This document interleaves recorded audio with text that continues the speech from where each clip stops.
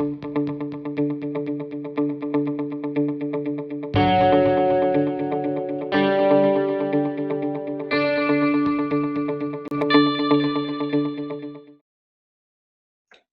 to another Hangout session with us. I hope you guys are doing well. I think from our standpoint, I think this is a very informal, the Hangout sessions are very informal sessions. And just for this time, we started changing a different registration and login method to get people on the event. So hopefully that wasn't too troublesome for you guys. Was the experience okay so far? It was pretty good. Good. I think in this format, I think most people, if we have anything to say, just feel free to, unmute yourself and speak as needed. If you can't unmute, please let us know. I think we just want to talk, just totally informal. There is no slide decks or anything to share in this format right now. That's where we are with this.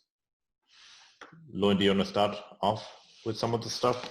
Yeah, sure. I mean, the aim of this week, right, was to actually just hang out with you guys and figure out, what's working for you guys, what's out there, for various cloud providers and cloud services that you guys are using, right?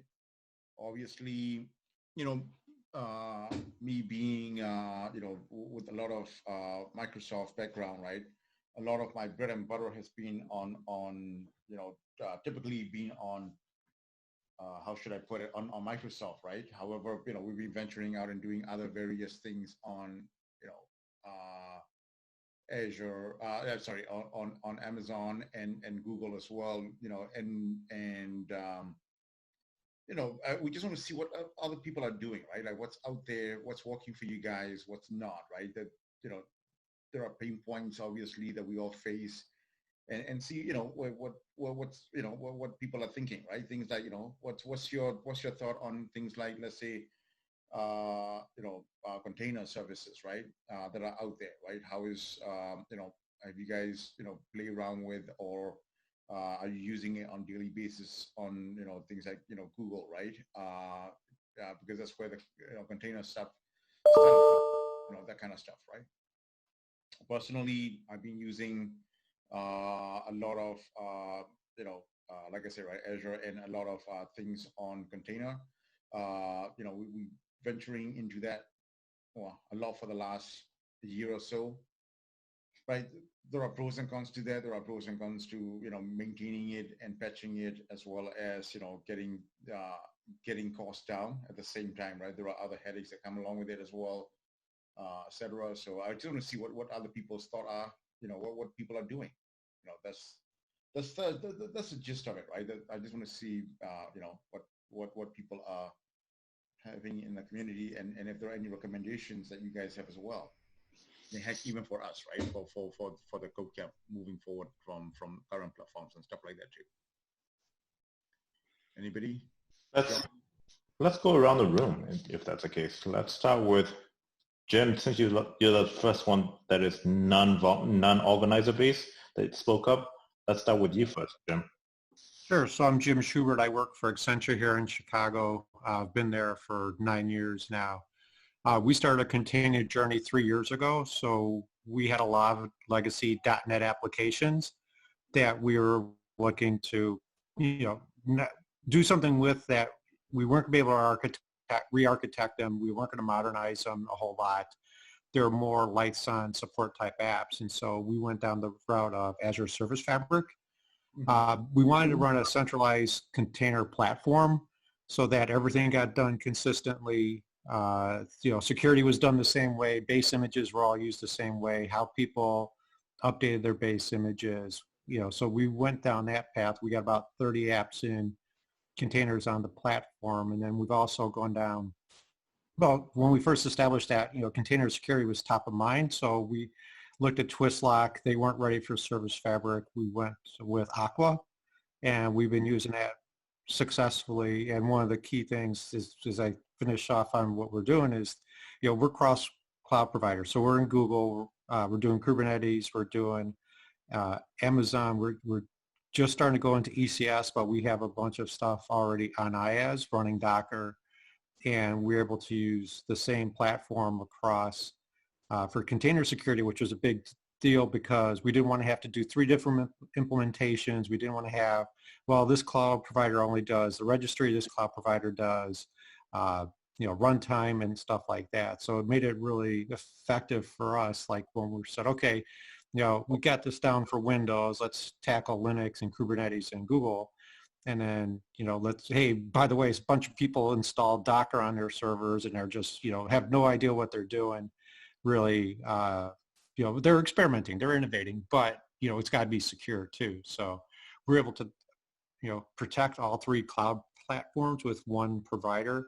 We do an update, it covers all of them, and it saved us a boatload of money when you look at the effort it would have taken to investigate another tool, get people involved in licensing, all that kind of stuff. So we've got about 50 apps running containers, and we're also starting to go on-premise. So we have a vendor who's got a Docker container they give you to run on a server inside a building for lighting. And that's the 5th vendor now who's given us a container image, and we can kick it back to them and say, hey, if you got vulnerabilities, oh, by the way, you got secrets inside that container, you got executables, that kind of stuff. So now it's become pretty efficient for us, like, because we figure we're going to see more containers come along as opposed to someone giving us an executable to put on a server. Yeah. So this is really making it efficient for us. And, someone will come to us and say, hey, for this HR app, we want to do this. Like, okay, great. Hey, by the way, you've got like 50 high vulnerabilities you got to fix before you can get on the platform. Otherwise, we would have never even known it. So, and people are really starting to pick up on the benefits of containers, especially when they can't re-architect. Like, if, we've got, a bucket of money we can only spend in so many places. We got to get the right value for it. But what we found is that these apps who now are leveraging the cloud services, like going to SQL MI or Aurora, different solid database solutions for the cloud provider. We've now given them a totally serverless app because they use our platforms. They just deploy. That's all they care about. And that's it. They don't manage infrastructure anymore. So we're really achieving the goal of, getting people to do like even microservices. Now, hey, you're gonna create a new service. You're gonna throw in a container, and they're like, oh, we get microservices now, which has been beneficial from a culture perspective. Yeah. Do you see that, are you starting to see a trend where, like the vulnerabilities are getting less now for you? Clients with vulnerabilities, that they're getting less? Or are you seeing that, it's still about the same because it's still fairly new for everyone? Big thing we were finding is that we had to address medium vulnerabilities. So versions of Angular, Bootstrap, stuff like that, are now, they were not being flagged before, and now they are. And so there's a pickup in, hey, you guys really got to make sure you're keeping your libraries that you're using for your applications up to date. And I guess to your point, are we seeing less vulnerabilities? Yeah, because everyone knows you got to do it to get it to run. Okay. In terms of, it's like a complete circle, right? Around where we are thinking where things are going. Back in the day when everything got started, right? You want things on premise, you want things on your on the server, on your own firm, because obviously that's where the raw power is, right? That's where you want your applications and everything to run. And then we also decided that one day distributed computing is an awesome idea, and we move everything to cloud, right? Lwin, can you move forward a little bit? Yeah. We can hear you as much. Yeah, is this better? Slightly. Yeah. Okay. Well, I can fix that. We went from on-prem to distributed computing, right, to cloud and Azure and everything else.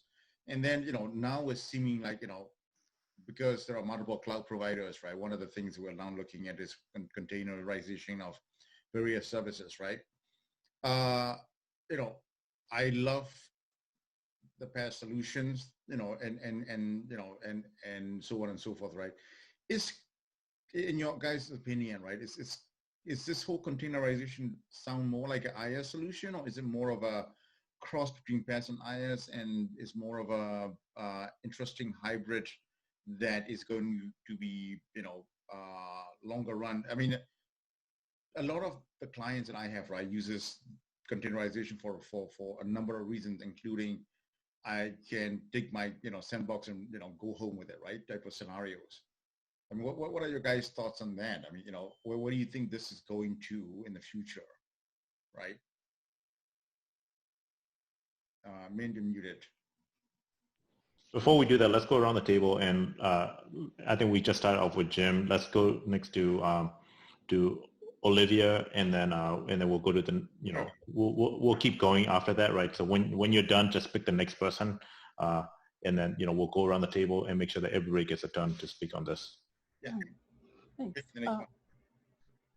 Hi everyone. My name is Olivia Liddell. I'm a technical curriculum developer at AWS, and I am one of the curriculum developers who creates the training materials for our customers who are looking to pass our different certifications.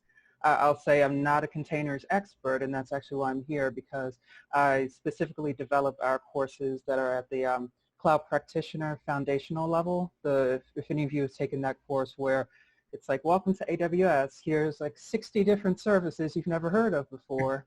That's my world. And so containers are absolutely part of that. And for me, I want to make sure that our customers, especially those who are in non-technical, more business-facing roles, they can get a solid understanding of what containers are, what our container services can do, without really just having a lot of the jargon thrown at them. So this is me kind of being a fly on the wall, kind of like a sponge. So taking in as much as I can, and happy to be here. Yeah, well, welcome to the, to Chicago Co-Camp, right? Yeah, thanks so much. Your new faces. All right, Olivia, go ahead, pick the next person for us. Next person on my screen is John. Hey, John. Hey, can you hear me? Yeah, we can hear you. Yeah. I'm just basically a sponge as well. I do quality assurance. I'm learning to program again. And it's interesting because no matter where I've gone to in the last 3 jobs that I've had, we're always using some type of a cloud service, whether it be something that we pay for directly or we go through a third party like Amazon or something like that. And it's always interesting to hear what is out there, what are the pros and cons in actually using a virtual world. So I'm here just to listen, pros and cons of having the virtual world. But I'm always reminded, because I know years ago I used to be in the Chicago Computer Society, and the thing that they were saying is that we first started off with mainframe, and we go back down to the PC, and then we're up to the cloud, which is another form of a mainframe, which is, I thought that was an interesting analogy that was brought up. But anyway, I just came here just to observe and listen and ask questions. You guys are doing a great job. Cool. We definitely welcome. I mean, that's the whole point of CCC is, of these discussions is so that, nobody's on the spot as well, just be comfortable just saying, hey, you can totally be a fly on the wall, or you can engage as much as you want on this. So, yep. John, go ahead. Next person that you want. In my list, I think Michael is next, because the other 3 people, Olivia, Lwin, and Jim is already gone. Is it Michelle? Fazio? Michael Fazio. Michael Fazio, sorry. You're next.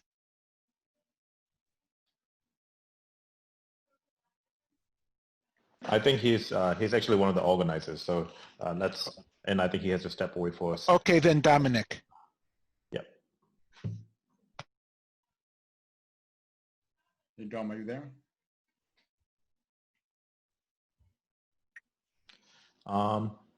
Let's pick a different Michael then. Michael Oppenbeck. Hey guys, how's it going? Yeah, I'm probably just gonna be a fly on the wall here. I haven't used a whole lot of containers. I've played with them, right, but never used them in production. mean, okay, whatever you're playing with, right? What are your thoughts on it, though? Anything stand out for all, all the new people to start playing with? As far as how are containers changing the world, or yeah, sure. I mean, what's your thought on that, right? Yeah, I mean, I think it's kind of interesting that so we're kind of in a split world since we're in Azure. So you've got kind of you've got the PaaS world, right, which Microsoft kind of I think pioneered, and then you've got the container world, which is theoretically more portable, right, between clouds. So we're doing things more in the PaaS world right now. So that's one of the reasons we're not really focused on containers, but I like the idea just because we've got a lot of developer machines that we have to feed and maintain and everything else, and so Docker images would make a lot of sense in that way.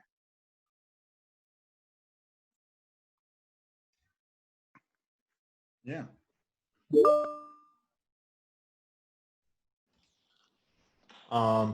Let's go with Vishnu. Vishnu, are you working with anything on containers? If you're speaking, you might need to unmute yourself. Yeah, I'm unmute now. I'm a web developer and work for Canon. I consult with them, but I haven't touched base on the cloud-based technologies yet. I'm just trying to understand how the containerization works. My friend Vijay invited me to this forum, so just wanted to see how things are. Okay, I mean, it seems like there are a lot of people here today, right? That's looking for more into the. I want to know more about container stuff as well.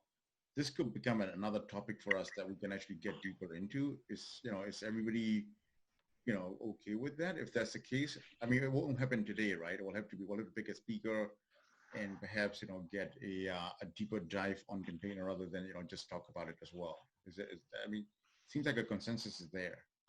I agree. You got it right on the nose. Yeah, I agree with that too. Okay. Yeah, same. That's a good feedback, right? I mean, obviously we want to talk about it. I want to actually know more about it, but obviously none of us, I've been thinking with myself, but I would never say that I'm an expert in it, right? So I don't want to misspeak on that either. But this is definitely an area of interest for all of us, it seems like. So Min, and Fazio and John, right? We'll take it a point as area to look in and maybe look for a deeper dive with the right speaker or speakers. So Lwin and Min and Fazio from the consulting world, what percentage would you say of the clients that you have are actually using containers? Would you say it's a high percentage, or would you say it's a low percentage? It depends, at least for me, right? Mike, Fazio, if you're back, let me know, right? I mean, I'll answer a quick one first. I think Min and can follow up after that. I mean, at least from the areas we're seeing as consultants, right? We are looking at, like you said, right? We're still in a lot of PaaS. If we're looking at cloud, right? A lot of this is platform as a service or some VMs running on cloud, that kind of stuff. However, we're seeing more and more of this push for containerization, mainly because clients are looking for ways to either do things themselves a lot easier, or because of the fact that you can go from cloud to cloud easier, right? Or you can actually go from cloud to on-prem and then back to a different cloud, or have backups or what have you, right? So that's the type of stuff we're seeing a lot more, and the biggest use for us is on AI and ML, right? Like, to do a lot of these machine learning or one-off scenarios that we can spin up quickly that just raw power. I mean, if you want to fill in the area. Yeah, Michael. So, I mean, I think right now, one of the biggest use cases that we're seeing for at least on our projects is our AI ML folks are using, the containers a lot more and just hosting on Azure in that sense, right? It's in terms of dev side of things, we are definitely breaking them. We're already breaking down any new development into microservices using stuff like functions and logic apps and stuff like that. So we're already breaking things down, but the bigger items such as things that could potentially be brought back down to on-prem or to a different cloud that is more portable, then we're seeing that we're seeing a use case of using them in containers in that sense. So it really varies from project to project and which of our teams are engaged in the projects, right? I'm sure you go to a lot of companies that just have a lot of legacy, and then they're probably not really interested in containers, but yeah, it makes a lot of sense. Right. So I mean that's one of the highest use cases that we see. So like I think I'm working on a project with our AI expert who spoke at last week's technical meeting, and he's using containers on Azure, but our stuff that interacts with his container is all on functions, right? So it's a blend, right? But it's more of we want to get from where Lwin and I come in for our team is we want to give the client the best solution, right? So yeah, the business argument, at least in Azure, is kind of challenging just because you've got Azure functions which don't need a whole lot of care and feedings, right? Yeah. And then you've got a lot of different paths potential, right? And then you've got containers which they don't need as much care and feeding, but they do. Yeah. Right. And so. Yeah, and then we have folks like Jim that is like heavily in in containers that who's on the call, and Jim, if you want to answer the same question to Michael, feel free to speak up on that. Sure. I mean, we started off with, hey, could we containerize an application?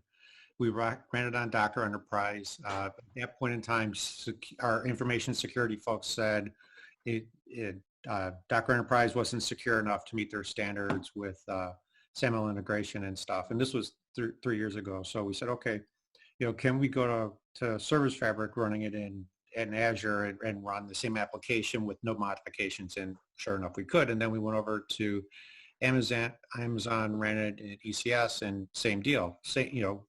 Portability was proven out. We, pointed to the same database. We didn't, change anything with the container. We just redeployed it 3 different times and got, same results. So that was really good. I mentioned about the vendor stuff. Seeing more vendors coming in with containers. We've taken 20 of our build servers and now have containerized them into 48 running containers, and we're getting rid of 20 servers that we used to have to upgrade Windows versions of, patch, all that kind of stuff. Now they can just deploy, they got one image essentially for the build server, and now they can deploy it, and they've got scalability. So what we implemented from an efficiency perspective is we wipe out dev every day. The idea that containers are short-lived and so shouldn't live more than a day. We automatically wipe everything out in a dev environment every day. And it helped us reduce our servers that we needed to run the platform in half. And then we wipe out staging every week, on Friday night, because we're like, yeah, if you need it, you can redeploy it. That's easy, or you can promote it. There's things that you can do. So we found efficiencies from that perspective. We certainly would like people to just go pure serverless, do microservices and stuff. And we give people the incentive to do it. Like, hey, it'd be really great, Ming, if you could, get your application into a container. But, there's not always the dollars within the organization to do that. And so, we leave it up to people. If they're innovative, they will do it. If they're forced to, sometimes we have to force them to do it, like, hey, from an efficiency perspective, let's do this. But we're trying to prove it out to say it's doable. We got a pattern you can follow. We even got a script that will go through the code and look to see what needs to be changed because we learned our lessons over time, like people leave hard-code IP addresses in there, passwords, stuff like that. Now we can go through and tell you what's the effort going to take to reduce or going to containers, which definitely helps, and that's something we just learned over time, things we needed to incorporate into there. We do have a little bit going across cloud providers, like, you can be running in Azure and still use Dynamo and Lambda and stuff. So we haven't told anyone, no, if you're in Azure, you got to strictly stay there. You use the best service for your application. Yeah, I've read that it can be challenging with things like, from an SRE perspective, like logging and metrics, because of it being so short-lived, right? In other words, you have a server on-prem or something like that that lives forever. You just log to, log, and it exists forever. But some Docker images, they may come into existence and go out of existence before it can even, before So you even know. there's and we've found this pattern, and we have everyone follow it, is you drop to a common log directory. So C logs, and you put your IIS logs there, you put your application logs there, and in Azure, it all goes to log analytics, and we keep that for 6 months. So to your point, like, normally you'd remote into a server to get at your logs. Well, you can just go get them at log analytics, and we also put a Power BI front end on that. And so you've got your 6 months of history. And also we give people access to the console so they could actually go in and look at the container log within, a running container on a particular node and see it. And then they get the live stream of their log. So I imagine log aggregation is just absolutely key, right? I mean, you can't really keep it on the server because, like you said, right. Yep. Oh yeah. Yeah. The idea, it's ephemeral, it's going to be short-lived. And then for Google or Kubernetes, we're using Istio and Stackdriver with the containers on Google, and then in Amazon, we're a big Splunk user, so you can tie into Splunk and you can send all your logs to our Splunk managed service that we use as well. So there's certainly opportunities out there for people to get at their logs without even having to get on the server, because that was one of the first things we defined as, like, no one can access their server anymore. In some ways it's good because I need to install a driver on there, or I do have to do something, and I got one server that's different than all the rest. If you deploy it on your laptop first, all the way to prod, it's the same image for everybody. So there's no drift, which is really good. So there have definitely been things we learned over time. People would have liked to seen us move faster, but we got the really foundational stuff down. That's good. And then we've had some people who said, hey, we need to triple the number of resources and containers we have running because the CEO said we got to do something. They were like, do we need to raise a ticket? I'm like, no, just deploy it. It's a configuration value. You want to have 6 instances, 10, 12, whatever, you just redeploy it. That's up to you guys. And then, if you need more resources on it, more cores, CPU, whatever, cores or memory, you just do it yourself. You don't have to ask. You don't have to create a ticket. And like this team who they create a chatbot app they needed to deploy. I'm like, well, you just saved yourselves 3 weeks of time of having to request a server. And then we've had people who needed, they want to ramp up, but they want to ramp down. Like, there's no decom process. There's no tickets, no nothing. You just go from, 4 instances to 2. That's it. No brainer. Makes sense. Gordon, do you have anything to say? I guess I just wanted to that point that Jim just made. I work for the company Velocity, and we're currently involved with the development of the kind of greenfield project. We have on-premise service that we're planning, but also AWS for basically sending some data and communicating with like a third-party provider and involving, like Lambda S3 and Dynamo. And where we are currently utilizing Docker in a deployment pipeline, we had a problem. We wanted to integrate our integration tests basically. So and we're utilizing like a Team City that we know it's pushing that to AWS what we needed to, but the integration test we couldn't get done, and now with the Docker that finally got that working for us. It wasn't easy, but we were happy that we will be able to have that piece figured before we started to heavily develop. Like within my company, I know also there is a lot of talk about, we have like one kind of monolith application that sometimes onboarding people on it may take like a week of effort, believe it or not, like with all different databases and microservices and whatnot.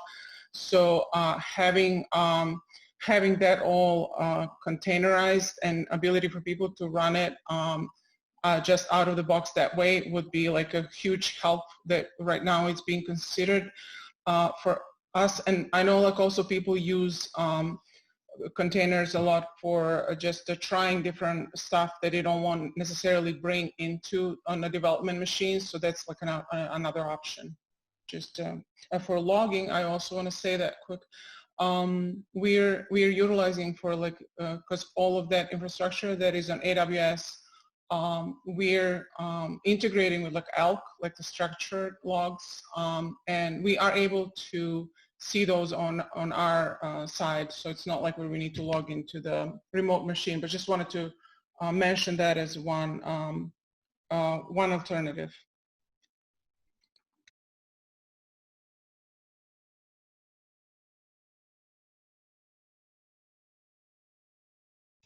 Cool. Anyone else? I know we got two new attendees that just joined late into the thing. So welcome to the Hangout session, Ken and Gregory. We're just talking about what use cases we're seeing, what we're experiencing as a whole, and what the goods and the bads, right? So if you guys want to share, feel free to unmute yourself and speak up.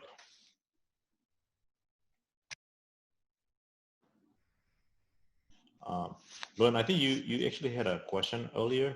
Do you remember that question? No. That's what happens, right? When topics get moving, right? I think Jim's actually doing an amazing job of explaining some of these natural steps on what you're doing with containerization and how things are moving, right? I mean, I think the logical step, at least for us, which is very similar to what Jim is doing as well, is if there are places that we can actually containerize as a prior first step and make sure that your apps are still running, et cetera, right? We'll try to do that as a first step, which is a lot less scarier, right? Than either rewriting or even redeploying somewhere else, right? So it's a familiar step for everybody. I think it's an interesting technology, right? What I was quoting earlier was that it just seems like we're going in a cyclical loop of some sort, but with a slightly different divergence, right? In terms of where we used to go. I mean, we started off with on-prem, and then we went to cloud, and then we're switching to containers, which means that we can move from cloud to cloud or back to prem if needed, right? It's just an interesting concept, and the clustering and everything else is also interesting as well, right? You can do a lot of things on a very little amount of processing as well. So it's definitely an eye-opening way of doing things for sure, right? From guys and girls who likes power and get a lot of processing done on a server. We got a new person joining as well. Hey Bob, how's it going? Anyone else want to chime in? And any thoughts apart from obviously we have a to-do list, right, for the CodeCamp team to say, hey, we've got to go find a container guy or a girl who can speak about containers, right? in depth. Probably a good way to will be that's our homework for us. Can we also have a show of hand real quick, right? In terms of the content that you guys are looking for. Are you looking for like a 100 level content of like, hey, these are the services out there, this is what's available, and this is how you deploy and move around? Or do you want more of a, more detail, right? Hey, this is how you, migrate, or this is how you, troubleshoot, or, is there a particular type that you were interested in? Or do you want more of a, give me 100 level, give me, all the things that we want to know about containers? Anybody? Can you guys give us a feedback on that so that we can get a topic set up?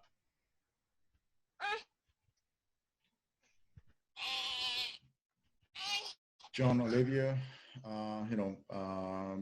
Michael, anyone? From my perspective, I'd say it'd be more useful to know how do you transition to it, because the more like a 101 level of how do you go from either being on-prem or on PaaS to move into to containerizing, those types of things. That'd be more useful to me. I think looking at it also from a perspective, I'm in Azure, but other people may be in other clouds, but for me, it'd be more useful to know about like AKS and that kind of thing versus, like this is how every cloud works, but everybody's going to be different, I'm sure. For me, I would say probably the first option that you mentioned, like more of a 100 level.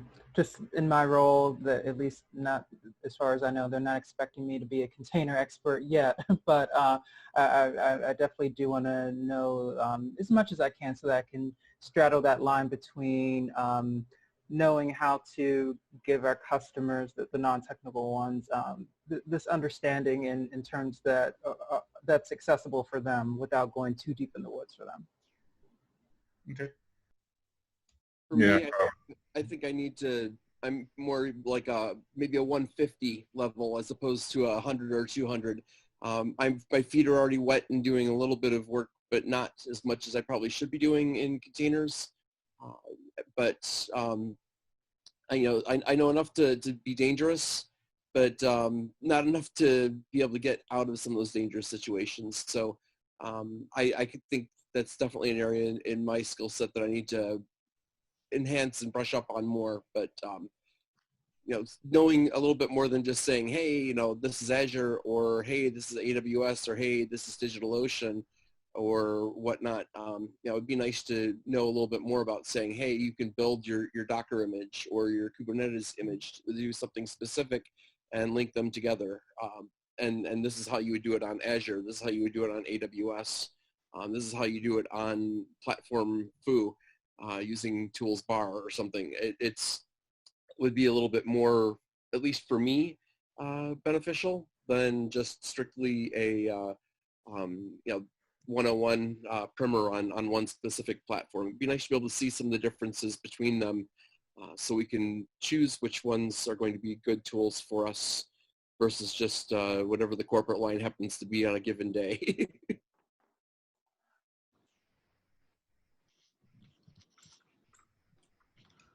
What about you, Ken or Greg or Bob or Vishnu? You guys have anything on what you guys would like in terms of, it seems like the consensus is that, we do want a technical talk on this. So like, what would you like covered? That way we can help our speaker kind of figure out, how he can message the stuff that you guys want as well.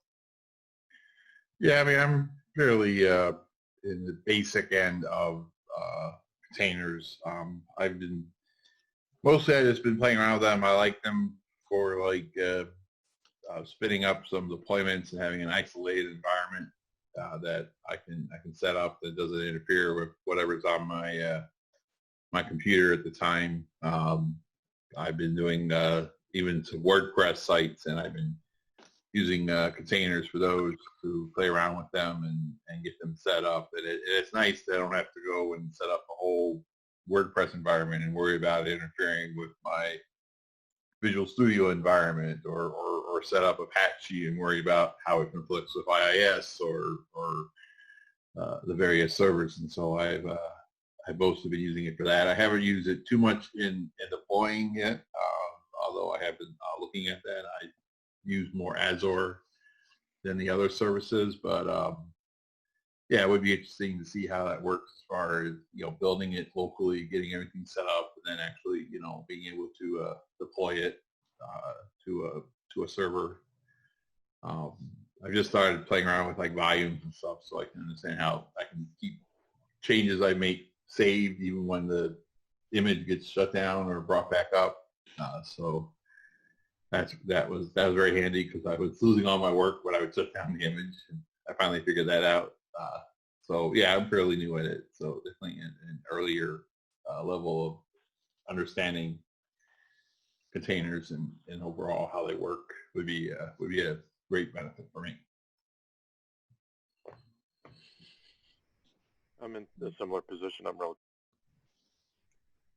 relatively new to the containers as well. My organization does have some container environments running in AWS right now, and I'm just looking to get a little bit more familiar so I can be more useful to that effort. How much of that movement are you going to see for your organization? Is it like in the next 2 years type of thing that you guys are going to go like, or in the next year that you guys are going to, go heavily into the containers, or is there other things that you guys are looking into? There's a struggle in my organization between containers and service fabric right now. So we're going to see how that kind of plays out in the immediate future. Okay, fair enough. I'm curious for those who already are using containers, like if they were to do it again, would they have done something different? And what were kind of some gotchas that they did not expect, hurdles that they saw on the way, and that maybe they would want to tell us about?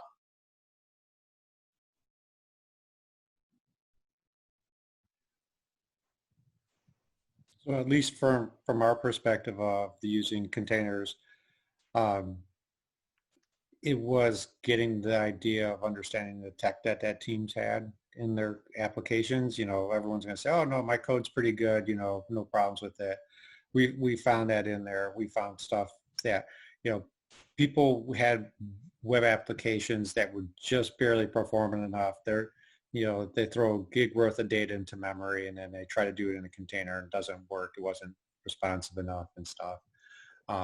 And in some cases, they walked away from it. We couldn't push on them hard enough through their leadership to get them to fix their applications. In 2 cases, we actually did have someone, and it was sloppy. It was, they just, well, that's the way we've done it. And, we had one developer who was on the app and they left. And so none of us could ever actually figure out what it did. And so, that was some of the challenges we had to overcome, is understand the tech debt that they had with it. And then some were just, they felt it was too new to them, and they, even though we call it the white glove treatment, where we tried to really work with them a lot, they still want us to touch their code. And from a central service perspective, we weren't going to do that, because that means we're the last people to touch it. So if it broke in production, they'd come to us. So definitely was a challenge. Like everyone we talked to, like at Microsoft and other places, they always ran a container platform, like a cluster per application, and we took the different approach of doing it as a centralized platform, and everyone just got the benefits of it. So that made it a little hard operationalizing it, because we still have a little bit of downtime. Like for us to upgrade both our service fabric clusters in production takes about an hour on a weekend. And that, to me, that's still not too bad. I mean, like each one is a half hour essentially, and the applications aren't even really down.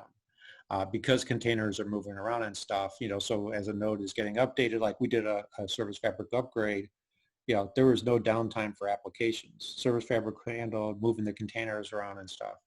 Now, we know in our IaaS world in Amazon, the way people configure stuff, that's not going to happen the same way, because they just were throwing stuff, I'm just going to throw my 4 containers on a server and not really understand why what they did was bad, because I'm like, well, that server goes down. It's just like you had a server, so you really didn't get the benefits out of containers by doing that. Yeah, those are the challenges we've had. Now we've had people who actually have gone and starting a greenfield application. They couldn't get it to run in Azure Functions, so they said, well, we'll get it to run in containers, and that's been pretty successful for us. But, sometimes it's the mentality of the team who's working on it. If they take initiative and proactive, it works out for us. Yeah, that makes sense, right? From the containerization things that, I think a lot of that, items that Jim covered, right, comes to mind, in terms of some of the cultures that we've seen, right? Things like, putting the security tokens into their container service, et cetera, right? Those we see quite often where security becomes a, like an item that we want to audit, et cetera, right? The other things that, I think funny things I've seen are things like, somebody actually decided that, hey, like Jim said, right, earlier, literally, I've seen that happen too, where, somebody say, hey, this is not enough, the server's not running smooth enough. So they keep tossing in more RAM and more CPUs at it, right? More cores at it, and hoping that it will get past it, and instead of fixing the code, right? So those are the primary ones that we've seen. The other items that we would definitely see are various, factors of old code, right, or deprecated service or deprecated code that you have to keep up to date. Unfortunately, containers are things that you have to keep things up to date yourself to a degree, right? You got to keep those patches going by yourself. It's not, it's not like somebody will also patch it for you like a PaaS service. So that's the areas that I think, we've seen where we definitely need to keep an eye on, right? Make sure that your dev team and your DevOps teams are working together and making sure that everything else is working well. Otherwise, you're going to have potential security, right? Potential holes, or or hard coding of various services that are only pertaining to one type of service provider, right? Those are the things that we will run into. Lwin and Jim, gotcha, I've heard of before. Like I say, I don't have a lot of experience with it. But one that I've heard of before is that developers oftentimes start with Docker and in containers, and they believe in this sort of Dockerize the world type of philosophy. And to your point about space, sometimes people will actually try to do SQL Server on a container, and at least to my understanding, transactional databases is not really a good fit for Docker, right? It's mercurial, Docker images are mercurial, whereas transactional databases are not. And then also just the amount of memory and et cetera that you typically need. So be interesting to hear from an expert on, what are the sort of the database side. Do you have to transition to a NoSQL database? Do you have to, use like a PaaS database, or what are sort of the database sides of the containerization effort? Right? So when we first got down the path, your database stayed where it was at. We looked at creating an image that you could run SQL Express in. And so being able to, have a local copy of the database, but, it just didn't seem it was worth the squeeze. Because when you look at it with SQL, you still have to have data files. You just got to put them somewhere. The container, I shut down my laptop, okay, the database is gone, but, then there was a process of getting it restored and stuff. It just didn't seem it was worth it. So, we still had people who could use SQL Server. They could go to PaaS. No one had to do like a NoSQL option or anything like that. So we've just said databases really are not going to be something we're going to containerize. Yeah, that's what I've always heard is whenever somebody containerizes things, it's sort of like, well, the database is different, right? And you don't containerize that, but everything else, yeah, you containerize. So it's kind of an interesting, mixed paradigm, right? Yeah, I mean, the issue with if you containerize a database is, that it's a big service to move around, right, when the time comes. And if you have typically, right, even within, multiple different cloud providers, if you actually have things like, again, right, since my background's Microsoft, I'm shooting Azure, things like, traffic manager, I can, with the right DNS plugged in there ahead of time, you can swap back and forth, right, between, different cloud providers in a matter of seconds if needed, right? Well, a minute or two. Okay. Seconds is a little much, but I'm overselling it at that point, right? But it takes about 2-3 minutes to switch between one provider to the other with while pointing to the same back end for database. So I think, obviously, like Jim said, right, databases needs to be somewhere stable. Otherwise, it doesn't make sense. The biggest thing, hey, Jim, what kind of stuff do you guys go through for things like concurrency and data that could potentially break, right? If you have to switch between container or if you're switching from pods to pods, is there any kind of things that you guys look at for, I don't know, in general, right? I think it would be a beneficial thing for people to know as well. And I didn't quite catch that last part. You said between container and something else? Yeah, between containers or like between, different, service inside of it, or between pods to pods, right? Within the container service, right? If you're going from, let's say, if one server within the, service is getting too overloaded, and if you're doing let's say, load balancing between containers, is there advice that you will give to people? So with Azure Service Fabric, it's handling the routing. So we've got an ARR container set up for routing internally within the cluster, but there's also a Service Fabric DNS that handles it. It also, we have thresholds that people can use. So let's say for whatever reason, their container, or containers become, there's under stress, it'll automatically spin up other containers. We'll get other, we can have auto scaling that fires off. And then, that was one of our things before we could even go to production. The idea was you should be able to auto scale your containers and, up and down. And we were able to validate that it would actually did it. So we just stuck something in a container, made it spike. And we said, okay, like after we weren't going to have it like, immediately. So, if you're at 70% CPU for 10 minutes, it's going to spin up another container. And we could take it down less, but what we found is that, generally with the Windows container, it takes longer to start up. So, it's probably about a minute and a half. Well, if we set it for 5 minutes to add another container, you could potentially just have a spiky workload and then it, spinning up and spinning down too fast. So, and then, with Kubernetes, it's a completely different animal that we're doing in Google. So Kubernetes is handling the workloads as far as orchestration around, what's needed and stuff like that. So, but yeah, as far as like the routing and stuff, we're leveraging the load balancers for what they're good at doing. And when we do we do monitor to see, how many visitors are an application getting? Are they balanced or not? Because that was one of the things, like, is it sticking to one container? And because we have people, their IIS logs are in the containers that then go to log analytics, and we could do the analysis and say, hey, you know what?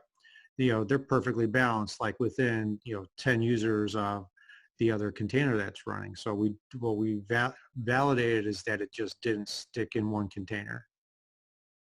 And, you have to have that mindset to want to look at trends and do analysis, that kind of stuff from running the platform to understand, is this thing working right or not? And, even from an application perspective, someone might be wanting to take a look at it, but definitely, you got to be able to think about, like, understanding your baseline, understanding trends to figure out how's this thing performing and validate that, is it working as expected? And then once you get those queries and stuff in place, then it's just, running them on a periodic basis, like, yep, all these assumptions still validate, good, all right.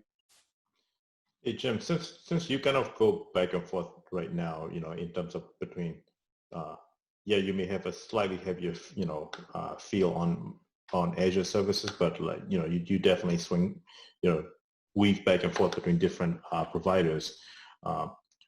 what do you think of, Microsoft's, strategy towards, like putting some of the container support for, stuff like, Azure Cognitive Services and stuff like that? And those are not the only ones that are only out there, but what do you think of that? So far we haven't had anyone using containers for those type of services. Yeah. And I'm not, that's one of my next goals is try to get more into ML and understanding AI along with it and stuff like that. I know we do have people who are running containers for that on the Linux side of things. But we've been more focused on applications and getting them into using microservices and stuff. Some of those other benefits that we'd be able to get out of it, we haven't gotten to yet. Cool. We're reaching the top of the hour at this point of the hangout. I definitely think this discussion was worth having because of what our based on what our surveys gave us. We'll definitely get you guys more technical content in terms of like who's a more technical person that's going to take charge on this and give you guys a proper presentation on this, because I think that's the overall consensus feedback on this. So we'll as an organization, we'll deliver that to you guys probably at the earliest, probably looking at September speaker, since we have a August speaker already lined up. And so if you know anyone that is looking to speak, or anyone that if anyone you guys want to speak on that topic, the call for speakers is definitely open for all of these dates. So I think we're looking for September and October at this point right now, coming up ahead. I mean, I can throw my hat out there for definitely for October for some of the container stuff. I've got material. I mean, I presented at the Code Camp last year on what we were doing for containers and stuff, and I can, I've got material around container security and that. So if anyone wants to drop me a line and say if there's something they'd like to see in it, let me know, and I can do it for October. Hey Jim, just go ahead, submit, and there's like right now the way that we've changed the format on CCC is we have several months open ahead of time at this point, and whoever submits, if there's we pick the one that people will be interested in, and if some even if you don't get picked for a certain month, we'll work with you guys to figure out when will be a good alignment for the community, and we will try to share all of our sessions out on on our website as well as on YouTube once we have them edited. Yeah, and the topics right at this point and what people are requesting for the most part. So it's a good cheat sheet for you as well. Cool. Well, thank you all for joining today's session on just hanging out with us. Just talking, trying to figure out where we're all at. How we all feel. It's good to know that we're all in kind of similar boats. Some of us are a little bit ahead. That's a nature of technology, right? There's always somebody that's ahead, but we all are going in the same direction. So that's a great thing to hear. And hopefully we can catch everybody up too, right? That's the other end of the Code Camp, and the will is to make sure that we can figure out ways to, as a community, right, trying to catch everybody else in the to the same pace, or at least to the same direction, or general direction anyway. So, well, awesome. Thank you all for joining. Have a good night, and see you guys at the August event. All right. Thank you. Thanks, guys. Thanks for organizing.